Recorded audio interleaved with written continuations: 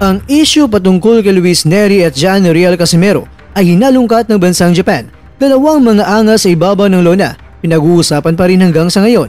Kahit na itong si Nery ay nagpakita na hindi interesado na makaharap si Casimero. Mga hapon, binalikan pa ang pahayag ni Nery na sinabi niyang itong si Casimero ay parang isang asong chihuahua dahil puro lang ito tahol at kung papalagan ay biglan lang itong kakaripas ng takbo.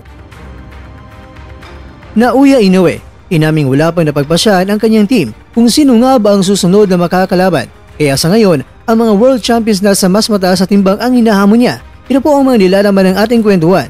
Kaya tara, kwentuhan na!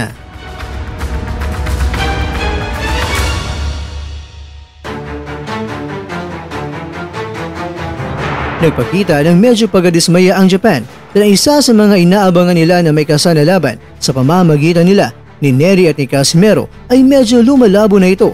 Gusto pa naman na masaksihan ng mga Hapon kung sino nga ba ang mas malakas, itong si Inoue nga ba o si Casimero, dahil pwede nilang ipagkumpara dahil nakalaban na ni Inoue si Nery at makakalaban din sana ni Casimero itong si Nery. Pero ganun pa man, sa ngayon talaga kakwento ay wala pang mga target na makakalaban sina Nery at Inoue kung sino ang kanilang susunod na makakalaban.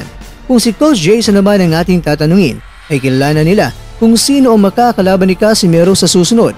Para sa mga Hapon, isang magandang laban sana ni Nery itong si Casimero bago siya umakyat sa featherweight division. At kay Casimero naman ay isang mahalagang laban ito para sa kanya dahil isang ticket ito para sa susunod ay makakarap na niya itong si Inoue.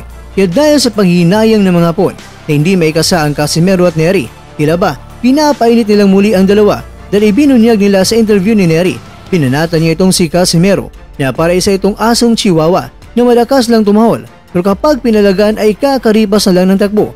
Tulad na lang noon at tinanggap daw niya ang hamon ni Casimero pero itong si Casimero ay ayaw kay Nery at umiwas pa at mas pinili ang semi-retired na boxing trainer at yun, tabla ang kanilang naging resulta ng laban. Samantala, hindi naman naitago ang paghanga ng mga Hapon sa lakas ng taglay ni Casimero dahil sinabi pa nga nila na taglay ni Casimero ang one-punch knockout. Kaya para sa kanila, napakadelikado itong si Casimero dahil kaya niyang tapusin ang laban sa isang iglap lang.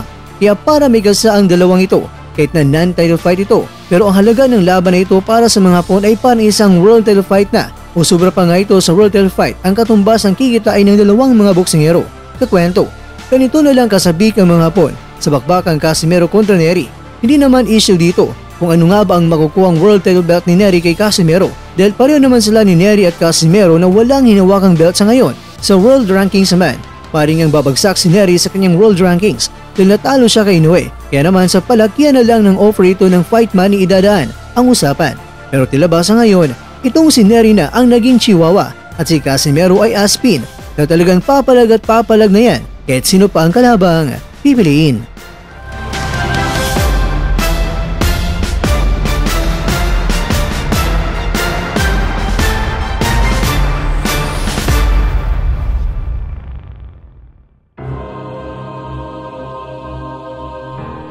Mga kakwento, galit na galit itong si Inoue sa mga world champions ngayon dahil hindi na raw sila makapaghintay sa kanya na umakyat sa featherweight division.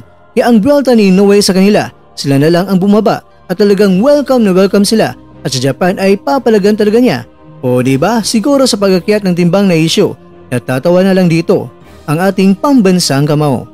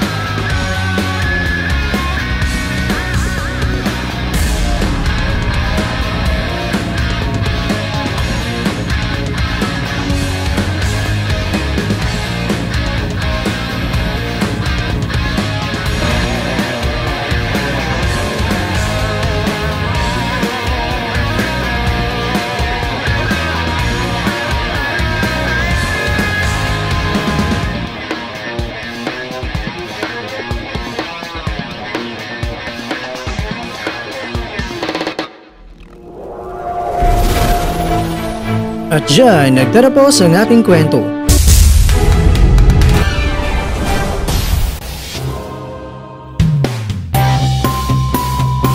Maraming salamat mga kakwento sa inyong panunood. Pero baka naman mga kakwento ay nagustuhan niyo po ang kwento natin ngayon. Baka pwede niyo po akong mabigyan dyan ng like, subscribe at pa-click na rin sa bell button. Pero bago tayo matapos mga kwento ay syempre, shoutout po muna tayo dyan sa ating mga kakwento. Kay kakwentong Axie Plays, kay kakwentong Cristino Ansale, kay kakwentong Lumarico, kay kakwentong Nanunod yung shoutout sa'yo dyan. Bueno, hanggang dito lang po muna ang ating kwentuhan. At abangan nyo na po nga rin susunod na video. At dito lang po yan sa isang channel na kung saan maaaring ito'y mga kwentong di pa na kwento sa inyo.